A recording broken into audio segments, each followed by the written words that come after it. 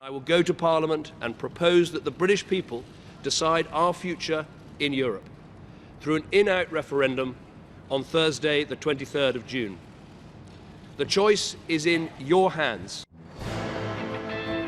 It's all over bar the voting and the counting. And it's been a fraught fight to the bitter last day. We'll look back at the campaign and at what has cut through. Britain's not just deciding on Europe, it's deciding between two ancient rivals. Michael Cockrell has been looking back at their history. Here in the studio, we'll discuss the divisions that have been exposed in the run-up to this referendum and ask how our political parties and the country will cope with the aftermath.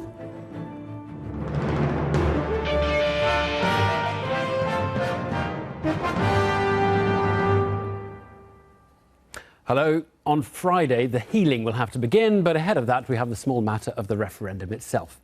With it such a cliffhanger, there was a frenzy of last-minute campaigning, even though market day is upon us, and the professionals always remind us you can't fatten a pig on market day. Well, our political editor, Nick Watt, is with me, and a busy last day, I suppose, much as the campaign has been over the last few months, Nick. Yes, and it really did have the feel that this was something bigger than your average general election. You had Harriet Harman, David Cameron and Gordon Brown all making clear that they were on the same platform, and Boris Johnson crisscrossing the country by helicopter and by plane. And tonight, we've got the final polls out. A YouGov poll in The Times showed that Remain are just ahead, 51 to 49%. Slightly better news for Remain. Comres poll in the Daily Mail and ITV shows that they are ahead, 54 to 46%. Now, these campaigns, they read the same polls as us. And what is interesting is that the feeling as the campaigning finishes is the same in both camps. They can both see a pathway to victory, but they are nervous. In the Remain camp, the reason why they have some confidence is they're watching the risk factor. This is voters saying it could be risky to leave the EU. That's gone up, and that drives the vote. But what is making Remain nervous is what is making Vote Leave happy, which is a fear that there's a complete disconnect between the elite of the Labour Party, who are in favour of remaining in, and the rest of the Labour Party, grassroots Labour Party, throughout the rest of the country. But at least the Remain camp do have the Labour Party machinery. Vote Leave has no party machinery behind it, and tomorrow is all about getting that vote out. Nick, we'll hear from you again in a moment. Well, it has been a long campaign, one in which the techniques of the hard sell have been pushed to the limit. And it's fair to say the campaign has demonstrated the limits of the hard sell. On each side, protagonists have proffered their view with more certainty and strength than perhaps their case deserved. But in doing so, they've hardened their argument, but have weakened their trust. It seemed like sales talk rather than explanation that we've been hearing. Well, I wonder whether the ambivalent among us might have been more persuaded by someone more, well, ambivalent. David Grossman has been looking back at the campaign and at what has cut through and made a mark with the public.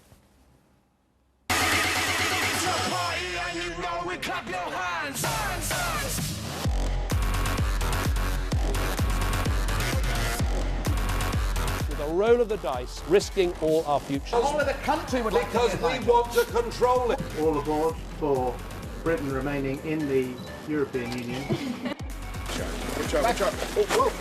Can it really be over, the EU referendum campaign of 2016?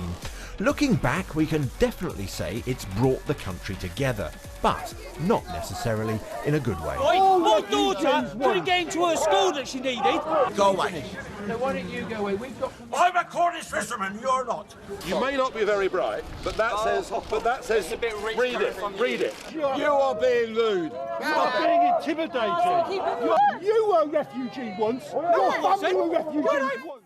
Any idea that this might be a uniting referendum? We've sort of split into two countries, Romania and Libya, with a lot of social differences between us. And the referendum's got so close and going right down to the wire that those differences have become even more important and exaggerated. At times, it's been enough to drive you to drink. Large quantity of real ale is one of the best ways to get through this gruelling referendum campaign, and I would recommend it to everybody. That's the sweet taste of remaining in the European Union. What better then than bitter to toast the end of this rancorous campaign? Although political types have been utterly intoxicated by this referendum for months, how much of what's been going on has actually cut through to real voters. Thank you all, thank each and every one of you for everything that you are doing to support Vote Leave. It's a rule of politics that generally the folk who get fired up and immerse themselves in a campaign, well, how can we put this politely? They're not always representative of the wider electorate. The vast majority probably don't pay as much attention as people like us would imagine. Instead, the average person, the 50% of people less engaged than the average person in the street, isn't interested in the detail or the minutiae of specific issues or specific policies. Instead, they're interested about what we call the broad narratives, the stories that we tell ourselves and each other about the issues. And so is, for instance, Britain doing well being in the EU or not? As simple as that. Does Britain get a good deal or not? Vote for a Britain that's stronger, safer and better off. So this has meant the campaigns have been hammering away at the same message again and again. Stronger, safer, better off, stronger, safer, better off. I think the Remain side was very clear. It's all about the economy. Let's keep talking about the economy and let's scare the living daylights out of voters who are undecided by making them think we're going to have economic collapse, complete chaos, World War III, goodness knows what else, plague and pestilence come Friday, June the 24th. And I think it worked in the early stages. It absolutely worked. Meanwhile, Vote Leave was serving up something just as bite-sized and just as often. Is it not time we took back control? We want to take back control. Take back control. I don't think they really knew what they were doing in the early stages. The early weeks were completely dominated. Every morning on the news, it was all about what the Remain camp were saying and reactions from the Leave camp. And it's only in the last week or two that Leave have been on the front foot and actually trying to lead the debate. Piggy racing might be some people's idea of the perfect EU referendum metaphor. Oh, snout to snout! My gosh, that... But as a way of measuring public opinion, it's probably less useful. For all their much discussed difficulties, we prefer to use pollsters. The polling organisation YouGov has been asking voters which events from the campaign they remember. Top of the list was Vote Leave's claim that we send £350 million a week to Brussels, with 42% remembering. Next was the news that net migration to the UK had hit 333,000, with 37% recalling that. And third most remembered was Vote Leave's focus on Turkey and other candidate countries joining the EU on 36%. So the top three items were from the Brexit side of the argument. The top three items were Leave items, if you like. They were also more likely to be followed by people who support Leave, and also, generally speaking, across all the items that we tested, there was more interest in people following it more closely if they were likely to vote Leave. And this corresponds very closely to the data that we have that shows that people who say they're going to vote Leave are more likely to vote, they're more likely to be interested, and they're more likely to be paying attention. And that's interesting because there are two dimensions to this, of course. There's the issue of whether people will vote Leave or vote Remain, and then there's the issue about whether people will choose to vote or not. And it's the combination of those two things that will decide the result on Thursday. The highest recalled Remain argument was the Treasury report, saying that Brexit would spark a year-long recession. That was on 35%. Barack Obama saying that the UK would be at the back of the queue for a new trade deal with the US in the event of Brexit. That was recalled by 31%. And Jeremy Corbyn's warning about Brexit and the NHS was only remembered by 24%. That's not much more than one of the fake items we put in. For example, 21% of respondents said they remembered Boris Johnson and David Cameron each calling the other a liar during a live TV debate, despite the fact, of course, that never happened. Although everyone says they want calm, rational, polite debate, secretly campaigns are trying to generate angry conflict. Using a disputable statistic, for example, or a scary soundbite, generates airtime on your preferred subject. Really what the campaigns have been trying to do is create disputes around their central points so that people will argue over it. In campaigns, salience is everything. Can you move your issue, the issue on which you're leading, up the agenda? Well, Remain has certainly succeeded in doing that on some days and Leave on others, and you can watch the polls when the salience of the sides is up, so is their poll rating.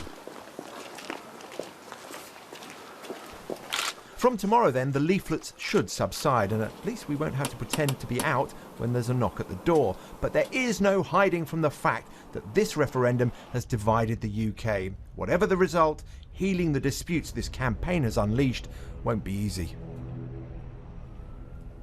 David Grossman there. Well, Nick Watt, our political editor, is still with me. The campaigns, how satisfied do you think the two sides are with how it's gone? Well, I think there's a theme that actually unites both campaigns, which is they've proved the old adage that the best-laid military plans rarely survive first contact with the enemy. In the case of the Remain camp, David Cameron and George Osborne, they were planning to reprise their success in the Scottish referendum, which with what they call unashamedly Project Fear, the economic risks. Now, they have focused on it, but there's been a change away from what they described as metrics.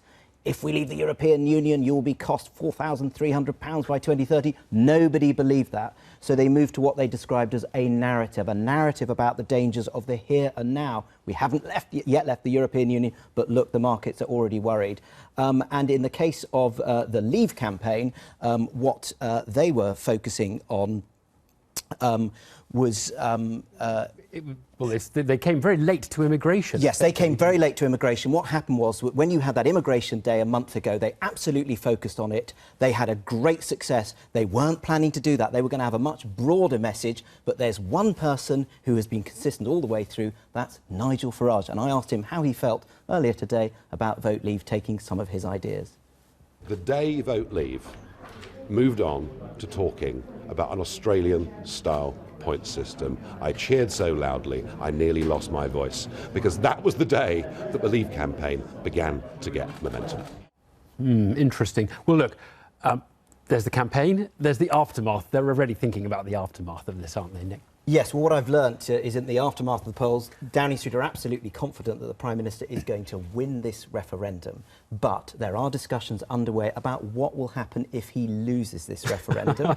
He has been consulting colleagues. What we know is he will make a statement in the early hours of Friday morning, being very clear about his intentions, about how he would run the Brexit negotiations if he survives, but also about his own position. And there are divisions. Some people are saying he could survive if he appointed a Brexit minister in charge of those negotiations, but other friends are saying no. And one friend said to me, do you know Ken Clarke was wrong to say he'd be gone in 30 seconds? He'd be gone in 60. Right. Well, you can almost hear the sound of people across the country grappling with the issues in this campaign. For what it's worth, I suspect that despite all the confusion that has been sown, through the noise, most people have grasped the basics. Migration, we're more likely to limit European migration if we leave. The economy, the vast bulk of economic, financial and business opinion thinks it would be best to stay. Sovereignty, Brussels will have less power over us if we leave, but we'll have less power over Brussels if we do that. Frankly, the rest is just detail anyway. The argument is over which of these different issues is the one that you rate as most important, and the world divides into those who know and those who are having to make up their mind. None of us have voted yet. We still can all be swayed in either direction, can't we? Everybody I talk to is confused. Why couldn't we have some economists do a for and against without being biased? We need 10,000 more doctors because we've got 100,000 more people coming in. The only way people from the north have a future is in the European Union. No, we don't want to leave the EU, do we, Charlie? No. Look, at the end of the day, to make a difference, everyone has to go and vote, right? Without that, it doesn't really make a difference anyway. Okay.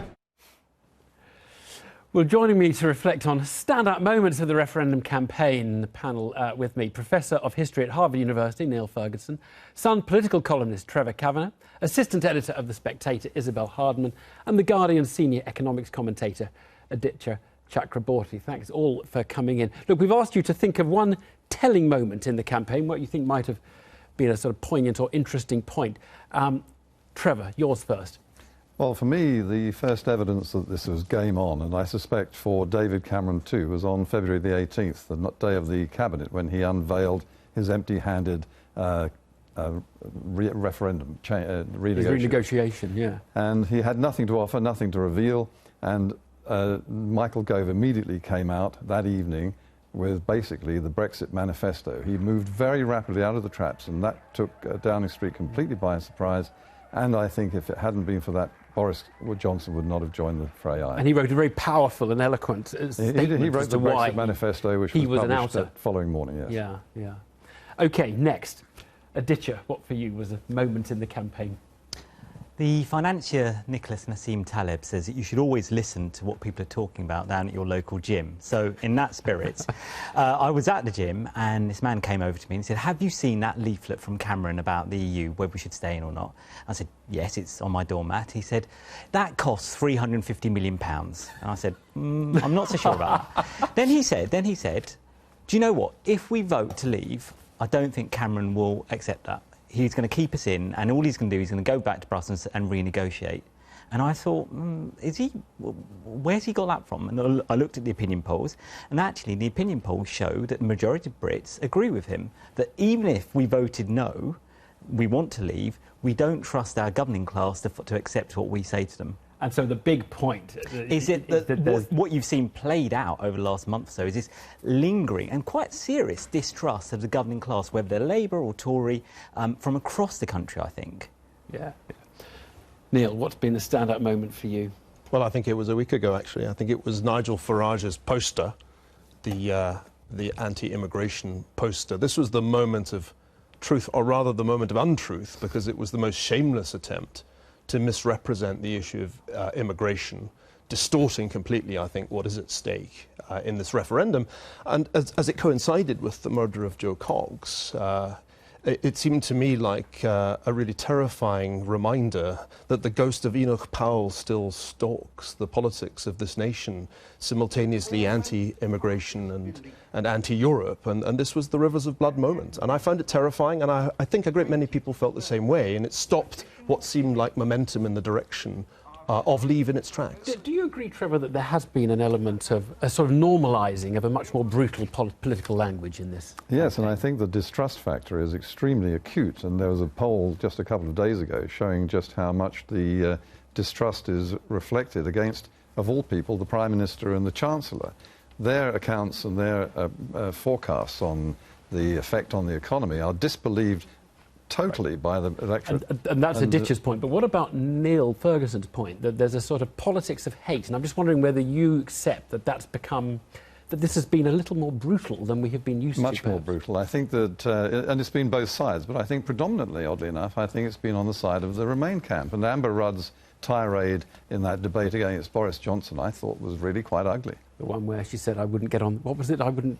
You can. He'd be the life and soul of the party, but you wouldn't trust him to take him home. But the person we shouldn't trust is Farage, because what he's arguing with that poster is that we have a crisis of asylum seekers from Syria. We absolutely don't. We control the flow of asylum seekers. So all this talk about take back control is a complete misrepresentation of the immigration issue. That's why we shouldn't trust Farage. We're actually going to have a discussion later, but we just wanted to get your show and tells. Isabel, sitting so quietly there, patiently. Your moment. Telling moment. I think it was George Osborne's Brexit budget, actually, not in terms of the impact it would have had on voters, but the long-term impact it will have on the Conservative Party. It was such a ludicrous thing to produce. And the thing that amused me the most was that he was saying that he'd have to cut disability benefits when he had months ago triggered the resignation of a cabinet member within the EU for doing just that. But there were so many Conservative MPs who said they would vote against that. It went far beyond the usual malcontents who were always complaining about David Cameron and George Osborne. These were sensible Tory MPs who actually, in their heart of hearts, just want to get over the referendum and move on. And the IFS and others all gained credibility by saying, by the way, this is not going to be necessary. Exactly. But Isabel, was this part of that salience thing that we were hearing about in David Grossman's package? You say something that's stupid in order to get the conversation back onto the thing you want to talk about rather than the thing they're talking about. Yes, and as the conversation has veered back towards immigration the whole time, the Remain campaign's warnings have become more and more ludicrous. I mean, we almost came near a warning about black holes because they were so panicked. When we had Donald Tusk warning about the end of Western civilization, I started to think that actually that there was a little bit of panic in the Remain ranks. OK, we'll hear from you a bit later. Now, each side in the campaign has pushed its most popular figures to the fore, with the result that it has often seemed as though it's less of a contest between Leave and Remain and more of a personal battle between Boris Johnson and David Cameron. Their rivalry has history, it's fair to say, and the filmmaker Michael Cockerell has been... Neither man will end up with the job that they've each fought for since they were at school together. Michael Cockerell there on big divisions at the top of the Conservative Party. But here's the thing, the key European issues have sometimes felt like a surface row over a deeper divide in the country. The referendum is like a couple arguing over who should walk the dog when the tension between them is really about one of them having an affair. We've seen divisions between those who think the world is working for them and those who don't, between London and other parts of the country, between younger progressives and older conservatives. All of these are fuzzy divides, but our politics has been stretched and contorted in the weirdest of ways, and it's not obvious the party system can take the strain. Well, I'm back with my panel of Neil Ferguson, Trevor Kavanagh, Isabel Hardman and Aditya Chakraborty. Let's start on the Conservative Party, Isabel. I mean, I don't know whether you think it can be put back together, or if there's a big Remain win it can, or a big Brexit win perhaps. I think it's almost more difficult in the event of a Remain win to put it back together, because you will have a lot of Conservative MPs who will feel very betrayed, who will feel as though the government machine was harnessed against them in the campaign, particularly given David Cameron walked out into Downing Street this week for no apparent reason, started gesticulating at the number 10 door behind him during the period of Purdah when you're not supposed to use government buildings, and gave a statement about why Britons should vote Remain. And all of these things will come to the surface if there is a Remain vote. And it is going to be very difficult for David Cameron to reunite the party, not just in terms of people not staging a coup against him, but in terms of being able to get any domestic reforms through the Commons with such a tiny majority. Right. And if it's a Brexit win, I mean, you're assuming he goes, basically, are you? Or? Well, there has been some sort of post-conflict planning going on in the party to try to stop him from going immediately, so that he can sort of steer the party and the country through, obviously, a very difficult time. He'll have to work very hard at going back on some of the warnings he's made during the campaign. He said that Brexit would put a bomb under the economy. It's not something you actually want to activate when it then happens. The stuff he said a few yes, no, I weeks didn't really mean that. Trevor, how do you think the Conservative Party look after this? I think they're in a lot of trouble. I can't see how they put the genie back into the bottle, because one of the things that is not quite seen by the outsiders is that although he's got quite a disciplined party in the Commons for Remain, many of those fighting for Remain are actually Brexiters themselves, who I think are looking for the main chance on their careers. And you'll see a lot of peerages, a lot of knighthoods, which are kind of suddenly pop out as the rewards for these people. And I think that the other thing is that this is not just Britain, this is Europe as well. The dissatisfaction with the European Union is spread right across the European Union. And what's happening here in Britain is really an antagonism towards Brussels, which is by proxy the view which is resonating across Europe. It's not over. OK, well, Aditya, let's go back to your Jim and the man you met there who was obviously angry with the political class, because this is really the schism in the country, as opposed to the one in the Conservative Party that has been so highlighted. The sort of political... Look, Evan, if you step back from the hot blue and blue action that you've just shown for 15 minutes there, what you've got is a governing class that actually cannot govern particularly well. This is the first referendum we've had on Europe since Harold Wilson. Think back to 1975. Wilson won that by a thumping majority. In fact, Harold Wilson would never ask a question to which he wasn't absolutely confident of the answer he was going to get. And the day after, I had a look at how my paper, The Guardian, reported it. The front page headline said, Europhoria. The second kind of news analyst said, Anatomy of a Landslide. Imagine either of those two headlines emerging on Friday or Saturday. What you'll have is, if you go by the polls, is a narrow Remain victory in which actually one side may lose, but no one really wins. And what I see if you kind of go out and go to places which are looking like they might vote for leave, is actually they hate the lot of them. So you ask them, why do you want to leave? Well, things can't get any worse, but you're not going to benefit if you leave Europe. Well, we've had enough. Blair's a liar, Cameron's a liar, Corbyn, who is he, etc., etc. So what you see in places like the east of England, South Wales, the North East, is essentially a sense that actually they've tuned out the entire political class. A crisis for the political class. A crisis of democracy, right, I think. And this is a sort of a proposed insurrection or near insurrection. A really sullen mutiny. That could happen tomorrow. Well, this is happening all over the world, let's not forget. And let's not be nostalgic about the 1970s. I mean, it's true that Wilson ran a more successful and effective campaign in a country that was falling apart.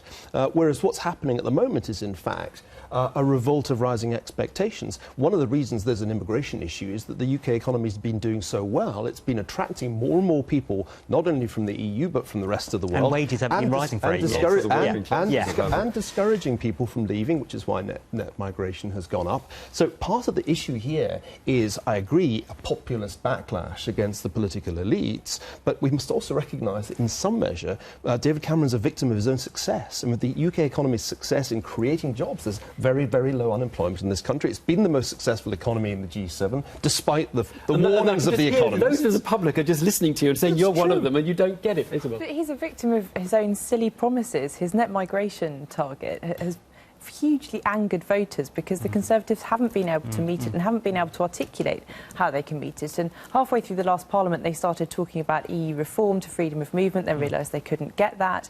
And now they're stuck with this target, which they keep sticking to purely, I think, for just to be able to stick to their promises, which is something politicians become obsessed with, but they'll never meet it. I agree that the target's a mistake. I think the referendum was a mistake. Yeah. But in the immigration debate, it seems constantly to be lost sight of that a majority of people who came to this country in the last 2 years did not come from the EU, that asylum seekers are a tiny percentage of the people who actually come into the country, that we have total control over the asylum process. This is irrelevant because the debate, this is a debate about membership of the EU. We're debating our membership of the EU, and most of the migrants come here from outside the EU. Let's just ask, are the public right, in some broad sense, Trevor, to feel like we've been ripped off? We've been told things are going to work for us and they haven't worked for us. They've worked for the bankers and for London, but not for us here. Is that yes, the contention? I think that the vast majority of the working classes, the skilled and the semi-skilled and the unskilled, have felt no benefit whatsoever from the recovery. It's our economy may well be the best in Europe. It may be one of the best in the world. But the recovery is incredibly fragile. We still have a huge national debt. The national deficit is growing, not shrinking. Well, Brexit will really help with that. People around I promise you it'll make it all much worse. If mass immigration is so good for the economy, why are people struggling for jobs in this country in certain areas? The unemployment rates at a historic low. But what's interesting is you see Trevor from the Sun is actually quite close to where you are, Aditya, from The Guardian, although you focus on the British, that's why. he focuses on the EU elite as the problem, but you each focus on an elite being part of the problem. But Evan, this referendum isn't one that anyone particularly wanted to have. The question on the ballot paper isn't one that the voters are particularly posing. If you go and talk to people, they don't talk about the Lisbon Treaty or the European Central Bank. They say things like, why have my wages gone up for the past 8 years? Why can't my mum get a knee replacement? And when are my kids going to get on a housing ladder? So they're coming up with their own answers and they're trying to squeeze them into this binary of in or out. As for the thing about immigration, I completely agree with Isabel.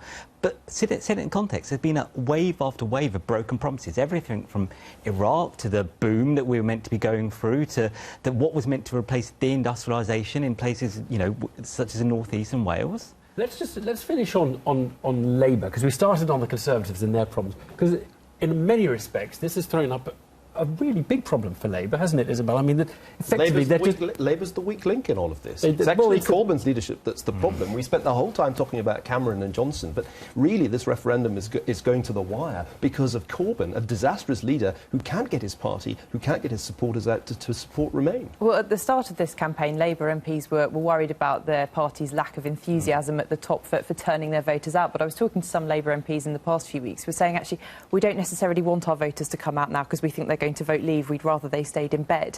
And I don't think that's just Jeremy Corbyn's fault. I think it's an institutional Labour problem that they haven't addressed for years and years and years. And some of them are starting to worry that this could be the party in England's Scottish problem all over again, that for years they were warned that they had a problem with the nationalists. They never really addressed it properly. They're doing the same with immigration. They've known for years they've got a problem with this. They haven't addressed it properly, and suddenly something happens that they then can't control, which is a referendum in which they're on the wrong side of their voters. What are they going to do, Aditya?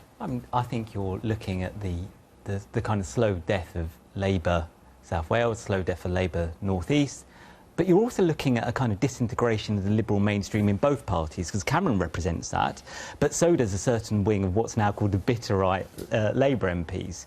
And there is no currency at the moment in being a kind of mainstream centrist politician. All the hot money goes to the polls of our political debate. 20 seconds, Trevor. Do you think the centrist ones in the Tory party and in the Labour Party, who've actually got to quite like each other in this referendum, do you think they might say we've got quite a lot in common with each other? We might have a lot in common. We disagree on everything. I mean, the simple fact is that the question of immigration has affected Labour voters in a way which has been undeniable, except to the Labour Party. We need to leave it there. Thanks all so much. That is it from us for tonight and from the referendum campaign. We're not here tomorrow because we'll all be watching the results programme on BBC One, which starts at 5 to 10. Emily will be there, as well as David Dimbleby. I'll be back in this chair on Friday.